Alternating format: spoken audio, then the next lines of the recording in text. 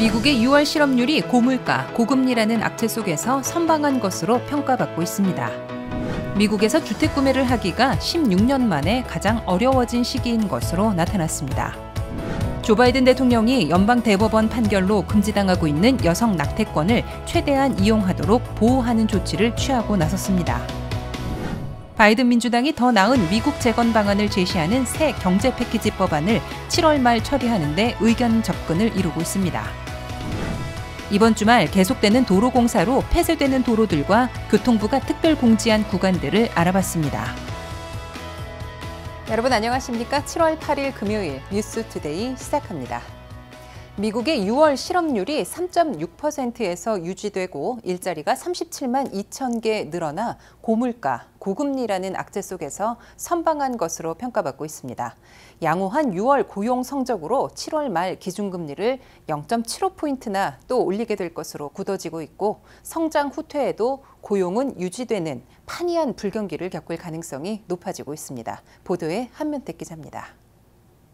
고물가 고금리 속에서도 6월 고용이 호성적을 유지해 미국 경제를 지탱해주고 있습니다.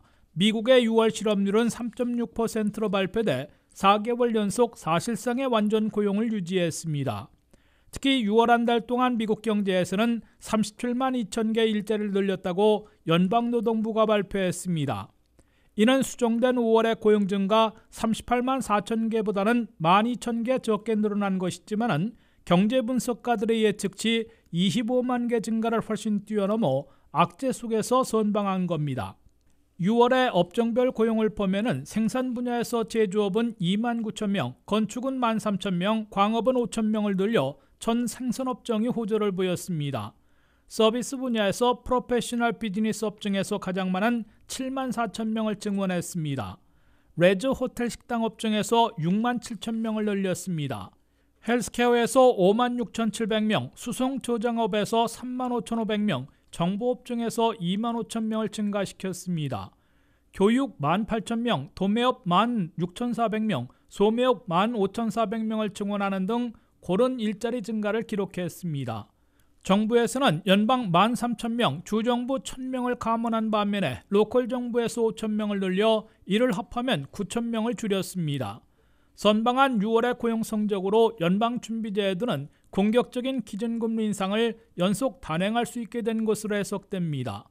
7월 26일과 27일에 열리는 FOMC 정례회에서는 6월과 같은 자이언트 스텝을 계속해 0.75포인트나 금리를 올리게 될 것으로 기정사실화되고 있습니다.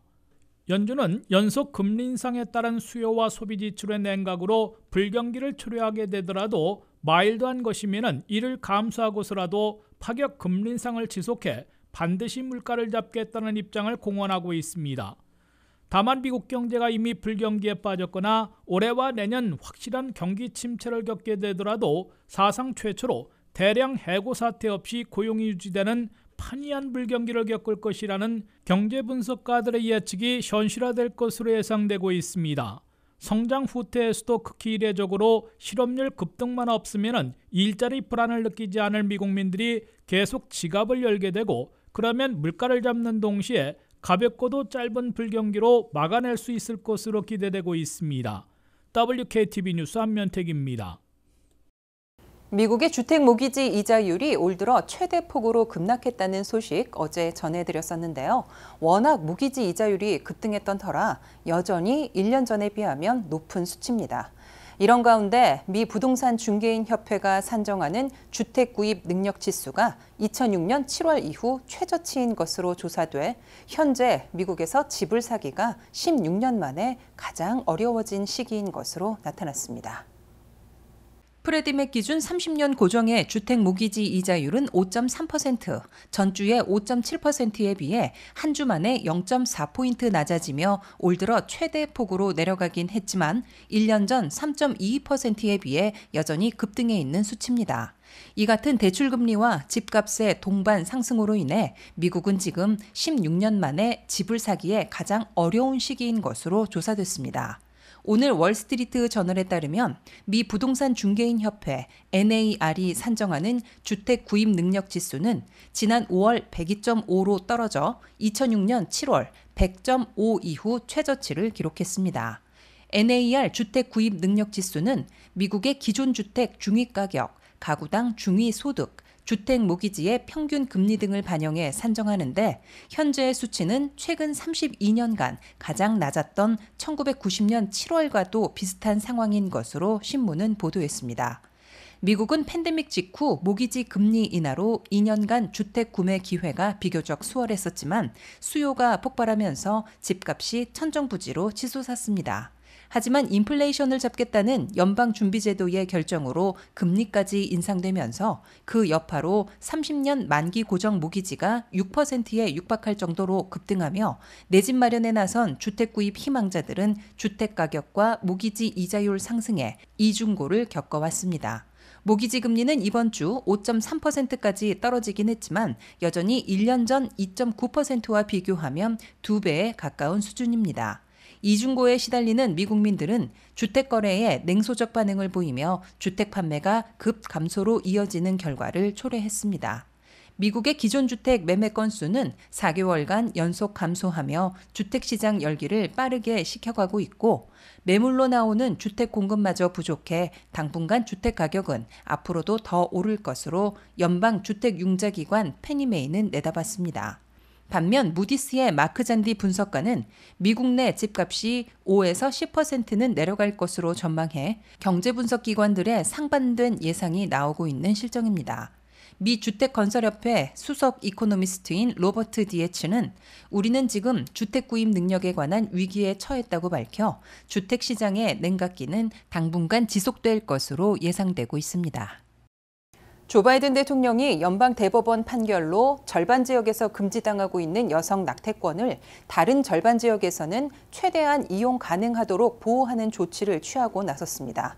바이든 대통령은 대통령 행정명령을 발동해 낙태를 허용하는 주 지역에서 여성들이 계속 접근할 수 있도록 보호하고 낙태약과 긴급 의료, 피임 지원을 확대하는 동시에 단속에 악용되지 않도록 개인 의료 정보를 사법당국에 보내지 못하게 제한하는 등 낙태 보호 조치를 발표했습니다. 김지수 기자입니다.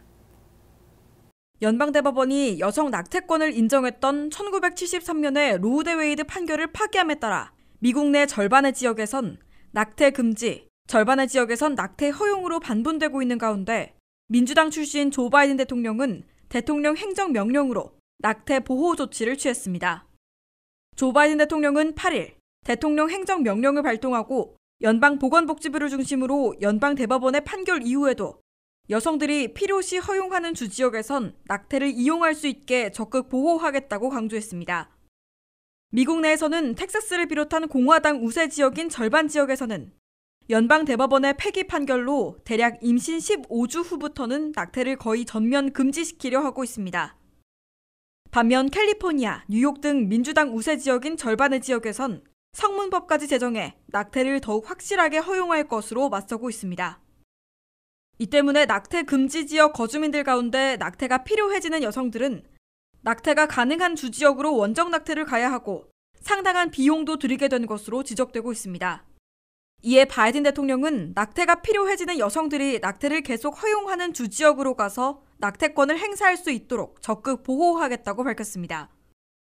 바이든 대통령은 보건복지부에게 낙태약과 긴급 의료치료, 피임과 관련된 추가 지원 방안을 마련해 시행하도록 지시했습니다. 이와 함께 대통령 행정명령에 따라 의사들이나 병원 측은 낙태 관련 개인 의료 정보를 단속과 처벌을 위해 사법당국이 요구해도 건네지 못하도록 제한한다고 밝혔습니다. 낙태를 전면 금지하려는 공화당 우세 지역에서는 낙태를 불법으로 규정하고 단속해 처벌할 가능성이 높아질 것으로 예상되고 있습니다. 바이든 대통령은 환자 개인 프라이버시를 이유로 의료진이나 병원 측이 환자들의 낙태 관련 정보를 사법당국에 건네지 못하도록 차단하는 조치를 취한 겁니다. 또한 바이든 행정부는 자원봉사 변호사들이 법률 서비스로 도울 수 있도록 캠페인을 벌여나갈 것으로 시사하고 있습니다. 조 바이든 대통령은 미국의 여성들이 안전하고도 합법적으로 낙태권을 보호받을 수 있도록 할 수 있는 모든 일을 다할 것이라고 다짐했습니다.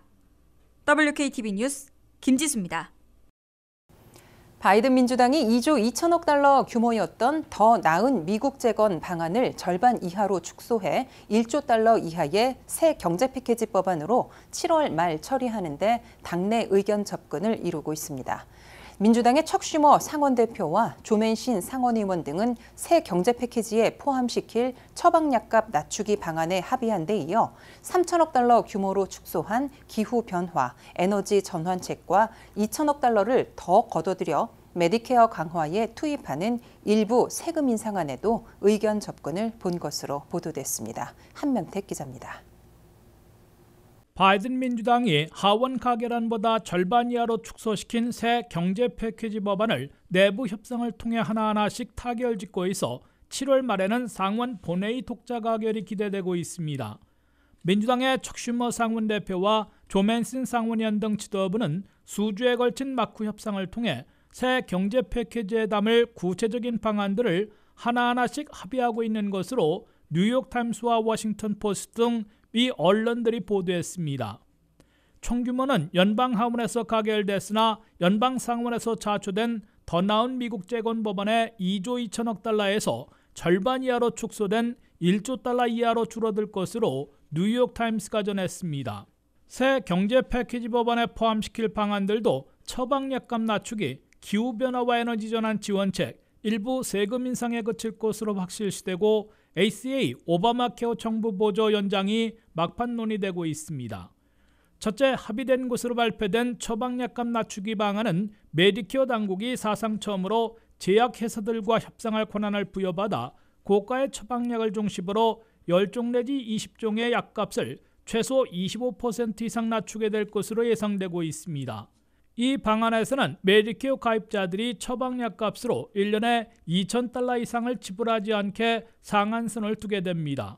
또한 연방 빈곤선의 135%인 연소득 18,000달러 이하에서 150%인 2만 달러 이하의 저소득 노년층에 대해서는 메디케어 보험료, 디덕터블, 코페이까지 인하하도록 지원을 확대합니다. 둘째, 세금 인상안 중에서 회사 수익을 개인 소득으로 넘겨 세금을 거의 안 내고 있는 파트너 변호사들이나 펀드 매니저와 같은 개인 40만 달러, 부부 50만 달러 이상의 고소득층에게 3.8%의 세금을 부과하는 방안이 민주당 내부에서 합의됐습니다. 이 세금 인상으로 10년간 2,026억 달러를 더 걷어들여 메디케어 기금에 소진되는 시기를 당초 2028년에서 2031년으로 늦추게 됩니다. 다른 세금 인상안은 새 경제 패키지에 어떤 방안들을 포함시키고 얼마나 예산을 투입하느냐에 따라 최종 결정될 것으로 예상되고 있습니다. 셋째, 기후변화와 에너지 전환 지원 방안은 당초 5,550억 달러 규모를 거의 절반인 3천억 달러 안팎으로 축소해 추진키로 민주당 내 의견이 모아지고 있는 것으로 뉴욕타임스는 밝혔습니다. 전기차 구입자들에 대한 텍스 크레딧을 현재 7,500달러에서 12,500달러로 올리되 특정 소득 상한선을 두어 부유층을 제외한 중상층 이하의 전기차 구입자들에게만 세제 혜택을 제공하게 될 것으로 예상되고 있습니다. 바이든 민주당은 독립기념일 2주 휴회를 마치고 워싱턴 의회가 문을 다시 여는 데 맞춰 내부 협상을 타결짓고 새 경제 패키지 법안을 상정한 후에 7월 말에는 상원 전체회에서 민주당만의 힘으로 독자 가결하고 연방 하원에서 곧바로 최종 확정하는 수순을 밟을 것으로 예고되고 있습니다. WKTV 뉴스 한면택입니다. 워싱턴 DC 인근에 거주하시는 분들이라면 66번 도로 많이들 이용하실 텐데요. 이번 주말 계속되는 도로 공사로 폐쇄되는 도로가 곳곳에 있을 것으로 보입니다. 평소 차량 이동량이 많아 동선에 차질이 있을 것으로 예상돼 버지니아 교통부가 특별 공지한 구간들을 김지수 기자가 알려드립니다.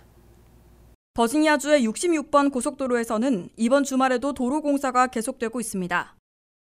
버지니아 교통부에서는 이번 주말 계속되는 도로 공사로 곳곳에 폐쇄되는 도로가 있어 운전자들의 주의가 요구된다고 밝혔습니다. 66번 고속도로는 7월 8일 금요일과 7월 9일 토요일 오후 10시부터 오전 9시까지 29번 국도 게인스빌에서 29번 국도 센터빌 양방향 야간 3개 차로가 폐쇄됩니다. 66번 이스트에서 50번 도로로 밤 10시에 시작돼 7월 8일 금요일 오전 5시까지 공사가 계속 이어집니다. 7월 11일 월요일에는 경사로가 폐쇄되고 경사로 재건을 위해 우회됩니다.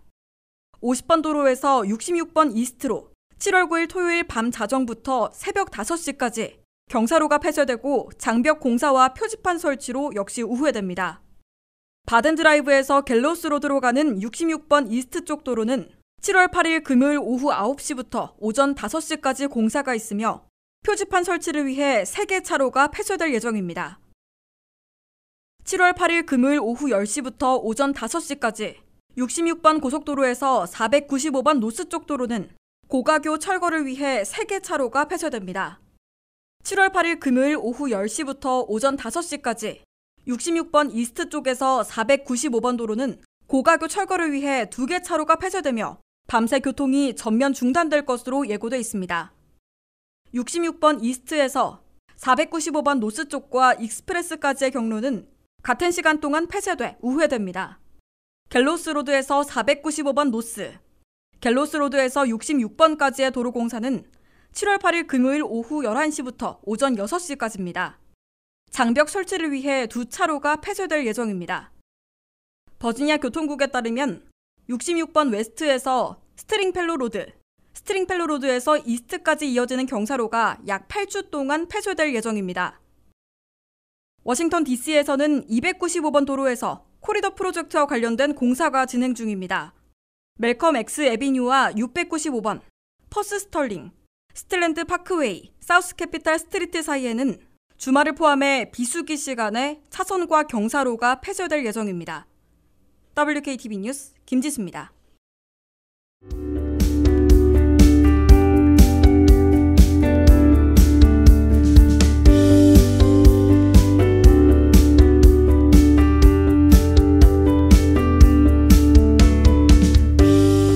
이상으로 7월 8일 금요일에 보내드린 뉴스투데이를 모두 마칩니다. 시청해주셔서 고맙습니다.